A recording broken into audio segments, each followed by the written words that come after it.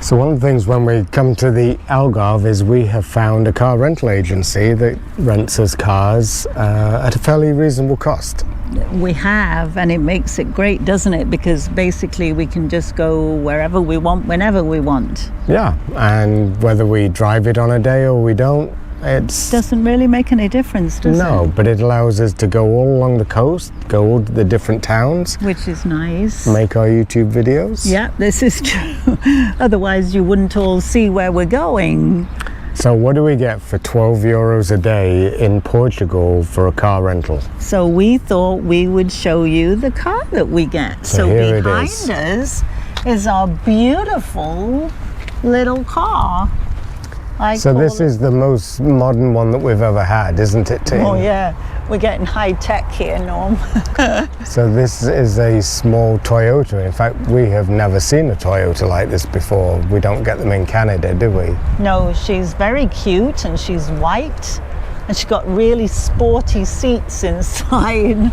So this is €12 a day and we use our credit card for the car insurance. And it's a Toyota. How do you pronounce that, do you think? Iwago? Iwago or Iwago. Ago? Ago? A Toyota Ago, let's call it. Yeah, or Ego. Yeah, Ego. Oh, that's good, Norm. So it's real cute. It's manual transmission. And I'll show you the funky seats. It's really great for getting around in as well. Yeah, it's really sporty inside. Look at that. It is really nice. So we are really enjoying this. We are. And the guy that we rent for is really casual. So there's not a heck of a lot of nickel and diming. So if we bring it back with the odd scratch, he doesn't seem to mind. But, not that we ever have. But this is an alternative, isn't it, Norm, that you know, when you arrive here in Faro, one of the things you have to do when you arrive at the airport is you have to get to where you're staying. So your choices are, you either take a transfer bus, they call it, or a taxi. Or a minibus. Or a minibus, but some of those are actually getting really expensive now. You're up looking at about 120, 130 euros, or even, well, to Albufeira we're a little less, we're about 80 euros round trip. Would that be for 2 people return? That would be 2 people return. So if you divide that by 12, that's quite a few days car rental. So we worked out that if we were paying the transfer, it would be about 12 days car rental, which to us is gives us the freedom, doesn't it? Yeah, so we have the rest as being convenient. So it's a third paid for, really, yeah. in many ways. And as Norm says, we put the car rental on our credit card, so we're actually covered with the insurance through our international MasterCard, which is great. The one thing about Portugal is that the government, all rental car companies throughout the first world, have to give third-party liability insurance. It's just what governments insist. But in Portugal, it's way beyond what Canada is. So I can't actually remember. It was do Google. Big, yeah. It's either 1 million or 2 million third-party liability. It was pretty high, wasn't it? So all that you have to do is decline collision damage waiver for the credit card, CDW, and you're good to go. Okay, team, so here we're going to give another top tip for visitors to Albufeira or the Algarve. Yes. What is that top tip, team? Top tip is to come to a grocery store that has a gas station with it. Yeah, and this one used to be Jumbo, and Jumbo has run away. I know, it used to be one of our favorites, and we were coming here to see Jumbo, and now it's changed its name to something like Auchan. Yeah. Anyway, yeah. So we found that the cheapest gas is at grocery stores. This one's on the N125, so it's convenient. It's just outside of Portimao. Yeah, just near Lagoa. And you would go and get gasoline simples, and you'd be paying about $1.38 for that. Which is a pretty good deal.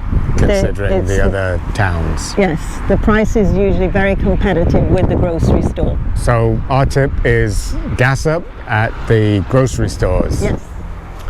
So Teen, you know we travel with carry-on, so what is the one thing that we need to do when we're on a long stay vacation? We have to do laundry. And where can you find a laundry, like laundrette thing?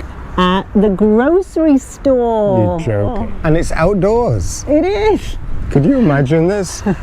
So we have coin-operated washers, dryers at the grocery store. So you can, if you're camping, if you've camping, motorhome, trailer, or on a long stay like us where we don't have laundry facilities, and the hotel's going to charge us a fortune, we can come down here and do our laundry. We can, and then go shopping. Exactly. Two of the great pastimes. Tina can do the laundry, I can do the shopping. Hey, I don't know about that, no. So anyway, that was another tip in the Algarve.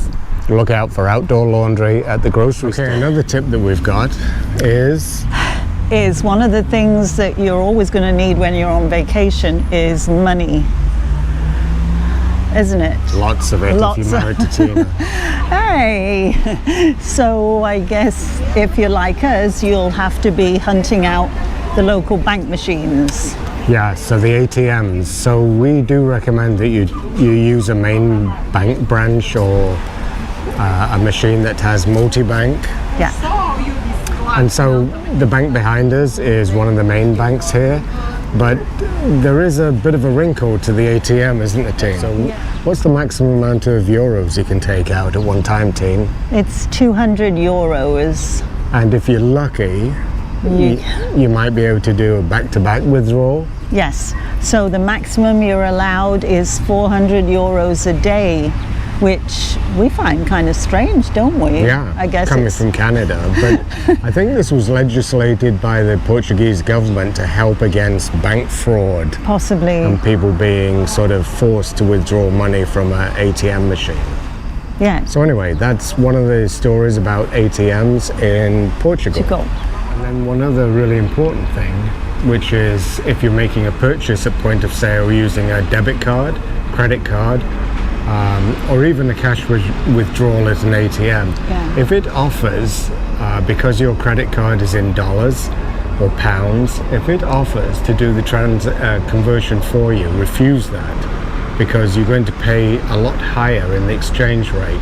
Normally it will say, do you want to have it billed in your home currency or euros? Choose euros and you get a better rate from your bank when it does the conversion for you. Yeah. So there's another little curiosity, isn't there? How do you buy a stamp in Portugal if you want to send postcards back to your loved ones in wherever? Well, there's a couple of ways doing this. You can go inside, and I'll be honest, it's a little tricky. You have to buy a ticket and then you got to line up. Well, take a ticket. Take a ticket. You take a ticket, but you have to pick either A, B, C, or D. So on this last visit, we found out with a little bit of help from a local that you need to take a ticket from A, and you grab your ticket and then you wait. But you can actually wait a long time. Yes.